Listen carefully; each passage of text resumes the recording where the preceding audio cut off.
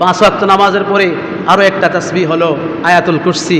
আমরা জানি ভাইয়েরা আমার, আল্লাহ রাসূল সাল্লাল্লাহু আলাইহি ওয়াসাল্লামের শাহাদ ফরমান, যেই ব্যক্তি 5 ওয়াক্ত ফরজ সালাতের পর আয়াতুল কুরসি আমরা সবাই পারি, আল্লাহু লা ইলাহা ইল্লা হুয়াল হাইয়ুল কাইয়্যুম লা তাখুযুহু সিনাতুন ওয়ালা নাওম লাহু মা ফিস সামাওয়াতি ওয়া মা ফিল আরদ মান যাল্লাযী ইয়াশফাউ ইনদাহু ইল্লা বিইযনিহি ইয়ালামু মা বাইনা আইদিহিম ওয়া মা খালফাহুম ওয়া লা ইউহীতুনা বিশাইইন মিন ইলমিহি ইল্লা বিমা শাআ ওয়াসি'a কুরসিয়্যুহুস সামাওয়াতি ওয়াল আরদ ওয়া লা ইয়াউদুহু হিফযুহুমা ওয়া হুয়াল আলিয়্যুল আযীম।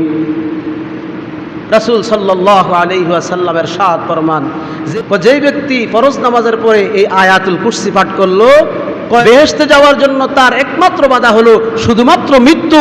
মৃত্যুর পর সাথে সাথে সেই ব্যক্তি জান্নাতে চলে যাবে। সুবহানাল্লাহ।